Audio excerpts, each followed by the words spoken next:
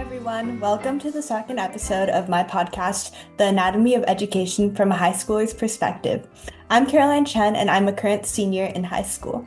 Today, I had the amazing opportunity to speak with Dr. Alice Hsu, who is the Associate Director of Stanford's Deliberative Democracy Lab. In our conversation today, we talked about a wide variety of topics, spanning from how she got into her field, what deliberative democracy is, some of the amazing work she's done throughout her impressive career, as well as how we can foster deliberation in our own communities. So without further ado, let's get into it. Hi, Dr. Hsu. Thank you so much again for speaking with me today. I really appreciate your time, and it's really nice getting to actually meet and talk to you after listening to your keynote at the Houston AI conference like a really long time ago. So yeah, and is it okay if we get started with the Yeah, happy to. Sounds great. So before we kind of go into more of education deliberation, I wanted to ask you a bit about yourself. So, when I was researching, I saw that you graduated with a degree in economics and public policy and got a PhD in communication from Stanford. And I was wondering, like, what inspired you to pursue this path? And when you were my age and in high school, did you know that was what you wanted to do? The easy answer, that's easy. Absolutely not. Um, I think with much of, well, I don't know how many people you or people that are listening talk to, but I would think that most people will say that the paths that where they end up are not as straight and not as clear. And I certainly did not, could not uh, foresee that this is what I would be doing in when I was in high school. So I suppose the story starts. Yeah, I did do undergrad in econ and public policy, and um, not because uh, not because I had wanted to do those things. Um, in high school, but because I actually, like many undergrads, tried a lot of different majors, tried a lot of different classes, sat in a lot of different classes, talked to a variety of people, and then um, really from process of elimination landed with economics and public policy. And also because I have uh, very traditional Chinese parents for which um, economics makes a lot of sense and they understand what economics is. I chose public policy in addition because I really like the more uh, impact nature of the degree and the classes, really, because it talked more about policy analysis and how certain policies, even economic policy, has impact on society. Oftentimes, a pure economic degree may just be about theory, and you may not be, and you talk about economic theory kind of in a void. Um, and then the path to where I am now. So at Stanford, there's this program called a co-terminal program, where as an undergrad, you can actually simultaneously do a master's degree. And because of that, I did apply for one in communication. And then as I was doing that degree, I met my then advisor and now boss, Jim Fishkin. He had just arrived at Stanford and needed a research assistant, and I needed a job. And as they say, after that match was made, the rest is history. Um, I really enjoyed working. I do still enjoy working with Jim. And I think the work really spoke to just like my interest in policy and having impact in society. But this was through this theory of deliberation and actually trying to bring the people together. And after graduate school, the PhD, I felt like this was what I wanted to spend more time doing. And as some others say, after a blink of an eye, it's now, I don't even know how many years almost 20 years. So um, that is a very long way to say I did not plan to be here. It was happenstance, but certainly something that was has been very enjoyable and hopefully for many more years. That's so cool. Yeah, thank you so much for sharing. And I think I've definitely heard a lot of different versions of that story throughout the many different people I've talked to, whether it be like people in tech, people in directly in education, or like so many others. And I just wanted to share, I really resonate with like the kind of things falling into place, even though like I'm not yet in college and I don't fully know what I want to do with my life. But it's kind of like even in high school, I kind of experienced that, like going into freshman year, really thinking I was going to be like science, like chemistry, research, but kind of just like branching out and realizing, oh, I'm like really passionate about like building communities and education and like kind of how I guess like cognitive science works. And it's just stuff like that that kind of just like came along with the journey, I guess, without like me really planning on doing it. So yeah, thank you so much for sharing. And kind of building off of that question, I was wondering, like, I know a lot of your work centers around deliberative democracy. And for our listeners and just people who don't really know what like deliberation fully means, like, how would you define it as an expert? Yeah, I often say like so deliberative democracy, the easiest way to think about it is what we have right now is a democracy where people represent us Mhm. to speak for us. So we elect whether a mayor or a governor, senators, representatives to speak on our behalf.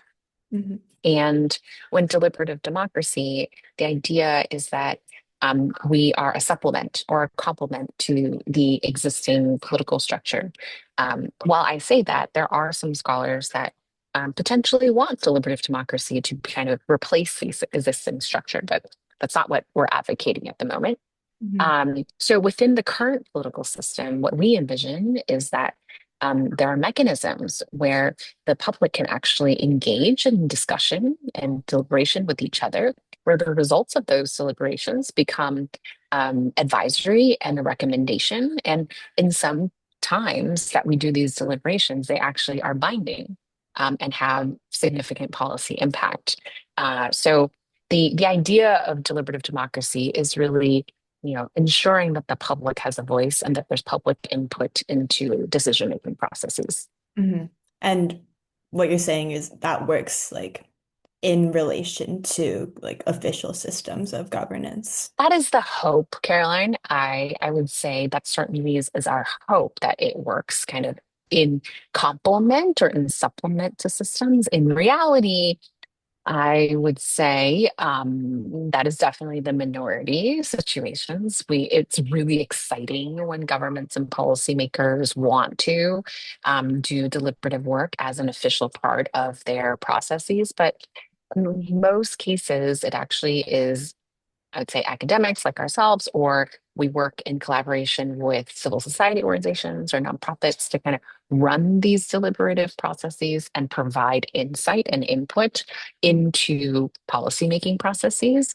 So, but having said that, we've amended, well, not us in specific, us, but we've advised the Mongolian government for which they've used the deliberative process to amend their constitution twice. The South Korean government has used it for a binding decision to continue development of a couple of nuclear reactors. Policies about education in schools in Northern Ireland and Bulgaria. The in the 90s did a series of deliberations in Texas where it led to Texas actually being the number one state in wind power now. So I think that there it certainly has had an impact in policy, but it could have more significant impact if it was actually carried out in tandem with governments. I see. So you're saying like it's kind of a work in progress, like it could have more impact if it's improved. And kind of just like as a question of what you just brought up, you said you worked with the Mongolian government to use the process of deliberation. Like I was wondering how did like the procedure, like the specifics of that work out? Like how did you, how did, Yeah, it is a very amazing case study and ongoing for that matter. Um, it all started when there was actually a law that was passed. It's called a law on deliberative polling. And actually requires the Mongolian parliament to convene a national sample to deliberate if the Mongolian parliament ever wanted to amend their constitution. And so it is a requirement by law. And because of that, they've convened the public twice to actually to consult them on a list of potential amendments to the Constitution. Mhm. In both situations, the results were passed to the Parliament, and the Parliament accepted some of the proposals for and amended their constitution. So it's a very exciting case study. Yeah, and I was wondering, so like when they went to the public, was it just like an open call for ideas, or like how did they make sure it was a diverse or Ah, I see. So, well, I'm answering your question in a couple points to clarify. The list of potential amendments were put forth by the Parliament. kinds? And with an advisory council that vetted the proposals because like most uh, places, there could be a number of amendments that could be possible. And what is, in our view, what is most important is that anything that's proposed is actually actionable. So you don't want to propose something and for people to deliberate it for it to not actually be able to implement. So that's one of the key things is that things that are actually proposed and debated on are actually things that are actionable on and are possible. And in terms of the population is representative of the country of Mongolia, and for that matter, any populations we do. But the sample was actually recruitment was conducted by the National Statistical Office in Mongolia. So it was an official recruitment by the government. I see. Okay, thank you so much for clarifying. That's super cool how you were able to work with that to kind of like actually shape the policy of the country. And yeah, thank you so much for explaining that again. And I was also wondering, like, when I was researching, I saw that you did a lot of teaching at Stanford in addition to your work with deliberation. And I was wondering, kind of, what has your journey as an educator been like throughout your career? Oh, wow, Caroline, I'm not sure someone's asked me that question recently. My journey. Um, so to be honest, I've mostly focused on teaching um, classes that are uh, targeted on deliberative democracy and deliberation. So I would say most of the students and that I engage with already have some affinity or some interest in this area, which means that I'm very fortunate that the people that come to class don't fall asleep. Um, so, Like, um, so I would say, I think, while a lot of the discussions about, the theory of deliberative democracy and the examples I give, may be similar, year to year, I think the urgency and the interest level have certainly increased. I think those that feel that there perhaps is increased polarization, or they feel like some of these skills that you learn in deliberation could be translated to different places, and just the desire to really understand how opinions are formed and how we encourage people to have more diverse exchanges. I think those kind of curiosities and interests have certainly increased. And since we're talking to, maybe a lot of students here, I do find, and our lab employs a lot of high school students and undergrads. Um, I do find that many of the students that now are interested come from not just those that are interested in politics and policy or kind of social science humanities, but there are a lot of students that are STEM focused that also have a lot of desire to focus their interests in this space too. So I feel that it's really lovely that I find that there are people with all sorts of skills that have interest in the space, which really does expand the possibilities of research. I see. That's so cool. Thank you for sharing. And kind of building off of that question on something you touched on, because I know you work it's called the Deliberative Democracy Lab, right? And when I think of lab, because I have such like a sciencey background, I think of like doing like experiments in a fume hood or like just like science. So like how does a lab like a deliberative democracy lab conduct research and like what's the process of that? Um, your question is not without merit. The I think when we named or rather, we were the Center for Deliberative Democracy for I think about 20 years, and then we recently shifted our name because we moved to a new home within Stanford. Um, so I think it was just the word lab may seem very innovative, perhaps, because we're always testing and thinking about different questions. But I don't want to dwell too much on the name exactly. But the work that we do, I feel that we really straddle the academic and real world impact of our work. Because what we aim to do is not only study, publish papers, and do research on why deliberation is positive and why it has the impact that it does, but also at the same time, really applying these deliberative practices and trying to actually have real impact, whether it's in the public, with government, in industry, and essentially practicing what we preach and saying that if you actually run these types of deliberations and engage the public, you can shift people's opinions or you can have better outcomes, better policy. And that's our goal in really demonstrating that. And that's doing it in collaboration in the real world, but also showing it in research and in academic papers. I see. And I know like you've published a lot of academic papers in this field, and I was wondering, like, as someone who's not so familiar with like the field, like, is there like a favorite study or I don't know what the right word is, but like project that you've done? And like, could you like explain it in simple terms so that someone like me could understand? Sure. It is a good question. I maybe the favorite paper versus favorite project may be slightly different. Um, I would say in recently, we've had a couple papers um, that have been published about the lasting effects of deliberation.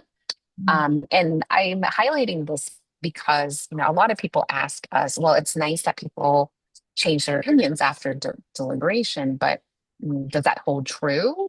And does that have effects on people like months or years afterwards? And in those recent papers that we published, we showed that months and a year later, because we followed up with people a year later, it actually does show that it has lasting effects and even on vote intention. And so I think being able to show empirical evidence that that is true has been really exciting. In terms of project, I would say doing deliberation in an assortment of places. Something we did for quite some time in the 2000s for about 10 years. We actually did a lot of deliberations in mainland China, and many people would say, "Oh, well, like how do you do that in an authoritarian country, or why would you do that in an authoritarian country?"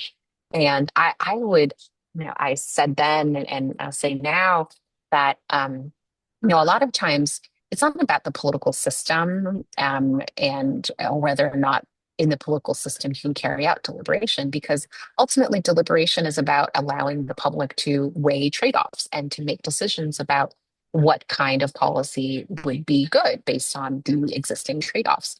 And even in an authoritarian country, there are decisions to be made. And so, we were in towns and in China where they had to decide, oh, should you build a sewage treatment plant or should we have a public square? Or should we build this road or that road? Like And ask a lot of, pure politics. Yeah. Yeah, exactly. Like void of politics. It's more like, well, we have these infrastructure projects, and so someone's got to make a decision about them. And I think we were so lucky that we were able to collaborate with a number of different governments, local governments in China that were willing to kind of engage the public on some of these discussions. And they were so successful. We wrote many papers from those deliberations. And I think it just speaks to that deliberation is possible anywhere. And it's just a matter of whether the people in charge, whether organizers or public officials or industry partners, are willing to open up the space for the conversation to happen. Hmm.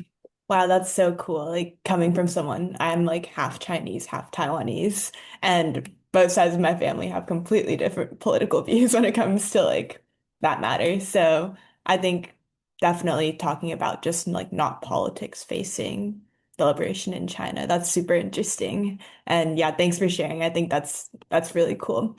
And yeah, kind of moving on because for the sake of time, yeah. I was wondering, kind of shifting the focus onto like my our generation and mentorship. So I first not or like I think I spoke to you, but I saw you at the Next Gen Roundtable in Houston, where you guys brought high schoolers from all across the country together to deliberate on AI policy, how AI is shaping our paths, and I was wondering like, what were some key takeaways that you hoped that students would gain from that conference? Oh, wow. This is really testing my memory from back then. A while ago. I don't, I don't know if this is what I thought, but I suspect that I it's because that particular event was about AI and schools and students there. And one of the things that I think it's really important is for more of these conversations about technology and how to govern the technologies, especially in schools, to happen.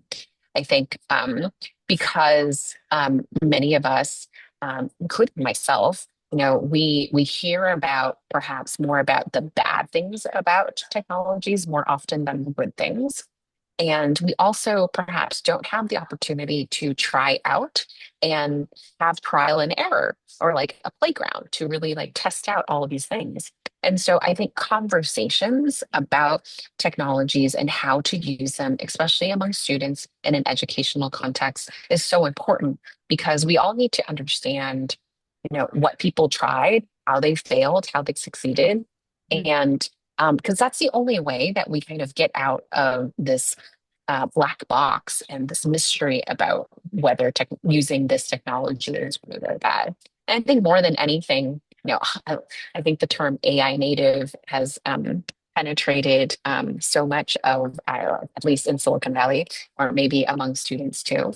It is just this word, this trend that everyone is talking about. And in order to become AI native, we have to have conversations about these things.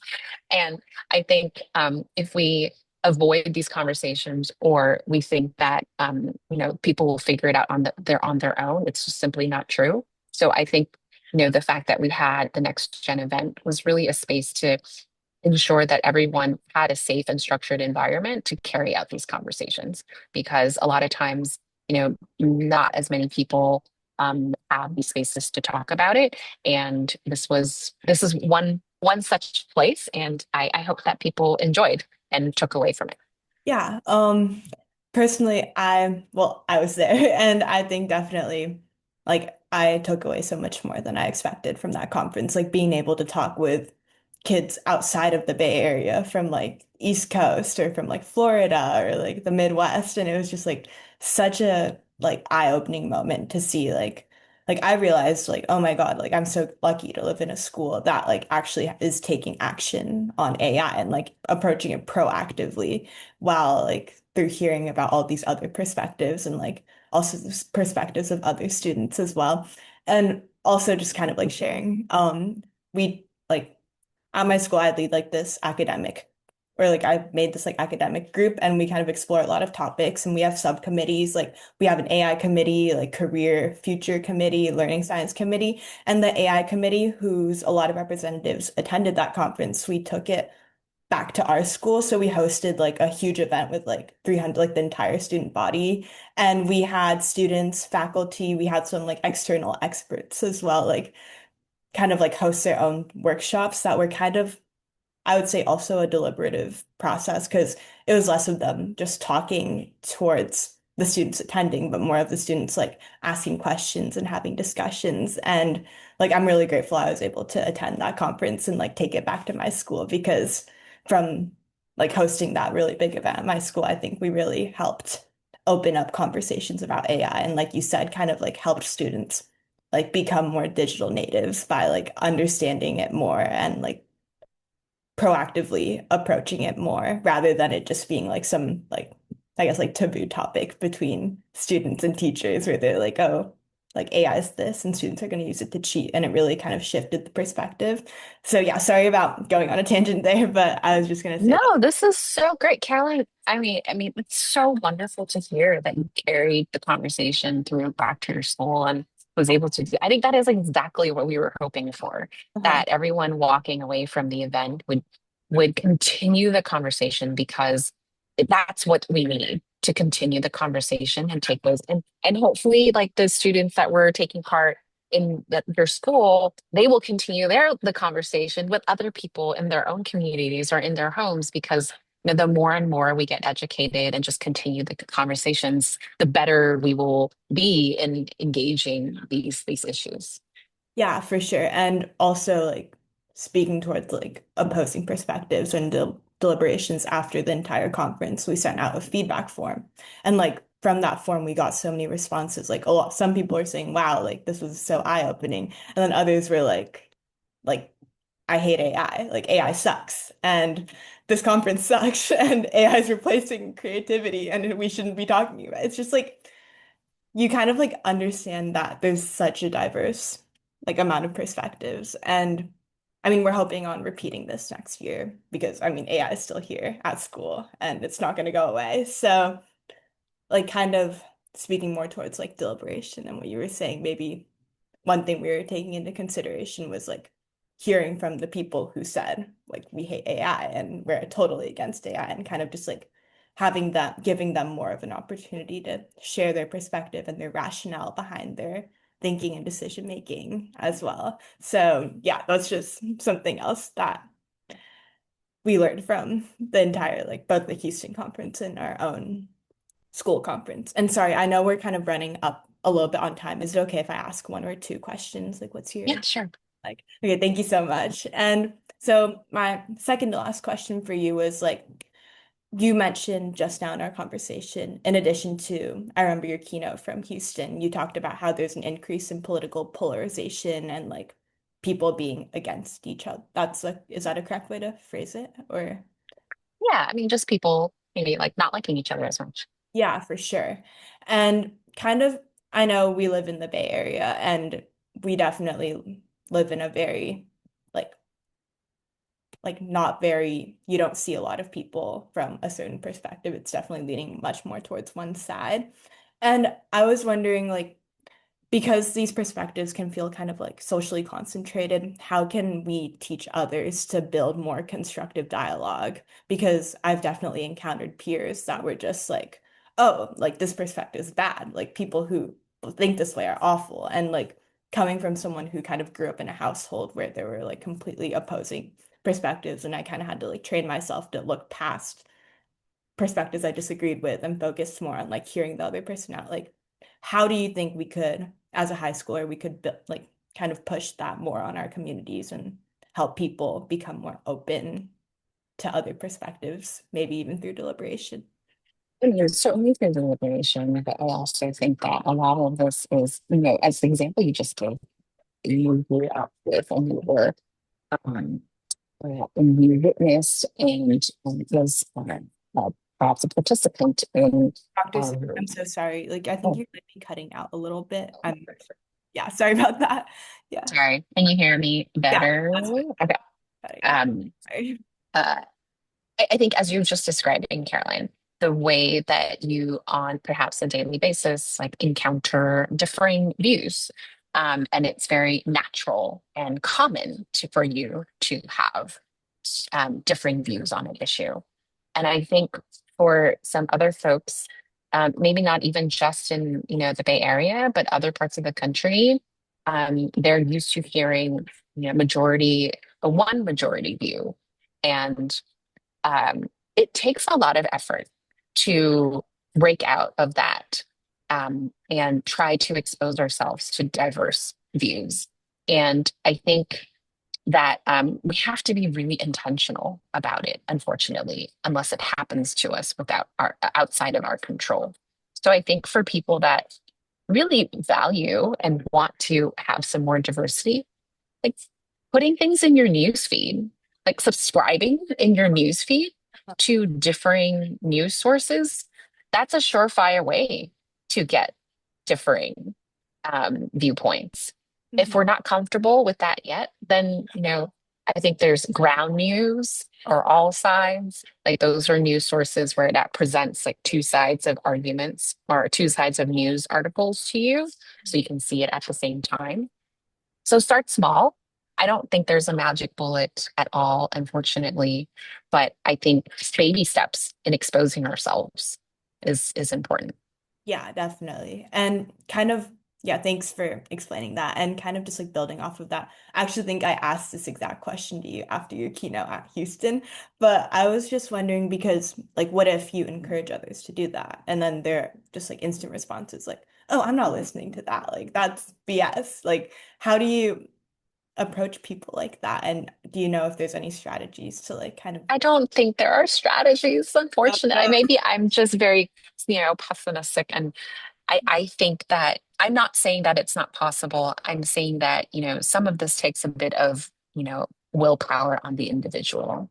You and I both know that I can't force you to do something and you can't force me to do something. mhm. And so, as much as, we want our society to like each other more, there has to be some internal desire by each individual to want that too. So I think the best we should do is have more conversations, talk about it more, and hope that we can expose people to more of this. So that's why I think doing this in schools and whether or not, we were just saying in the example in mainland China, whether or not the topic is about politics doesn't matter. If you deliberate about what kind of school lunch you want to have or whether the mascot should be green or blue, like that's still talking and engaging and talk and deliberating like trade-offs, and practicing listening to each other is better than not. It's kind of like building the habit of accepting, and then through honing these habits, maybe they could extend to bigger, more serious things like that. Is that what that's Exactly what I'm saying. sounds great. Got it. Thank you so much. And I know we're going over time. I'm so sorry about this, but I just had one final very quick question for you. So just to close things out, like sorry, this is so direct, but I just want to say you're such an impressive person. Like when I was doing my research on you, it's like, oh my God, you've done so much. And honestly, it's kind of crazy. But I was just wondering, like, given all your experience, whether it be through deliberation or education or like throughout your entire journey, if you could go back and tell your high school self one thing that you know today, what would it be? Well, first of all, I'm very flattered. I certainly, as I said at the beginning, didn't plan for all of this, so things just happened. I suppose my high school self is be open to opportunities, and because we just don't know what will happen, and so I think as long as we are happy with what we're doing and try to I don't know, just uh be thoughtful about the decisions we make, but also not shut ourselves out. I think we'll be okay. Mhm. I know it's not I definitely don't think that would have helped me in high school. Um because probably was very stressed about various things. Me too. But so I'm not sure what anything I will say will make you or anyone feel better. But all is to say that um, I think there's a plan and purpose for each of us. Mm. And I think if we try to make the right decisions that we think we're making, then we will definitely be okay. Wow, that's super powerful. Thanks for saying that. Like coming from a rising senior that's currently working through college applications, I needed to hear that. And it's just like I just try to hold among all the stress that like in a few months, like it'll all be over. And it'll, I think, no matter what the outcome is, like everything will happen for, That's right. yeah, and just That's exactly right. don't Yes, let whatever is happening around me right now like bother me too much because I mean, I guess like sorry, this is like kind of talking about myself, but it's like you can like kind of control the people you're around and the environments you're around and kind of just like kind of being able to surround yourself in a space where you can hold like what you just said, like kind of trusting the process and not surrounding yourself with people who like will stress you out and like brag about their own account and like stuff like that. That's definitely one aspect to it from what I've learned in high school. So yeah, that's kind of all I had for you today. Thank you so much for speaking with of me. course. Thank you all so much for listening to my conversation with Dr. Alice Sue today. I hope you all enjoyed, and a huge thank you to Dr. Sue for taking the time to speak with me. So, thank you all for listening, and I'll see you guys next time.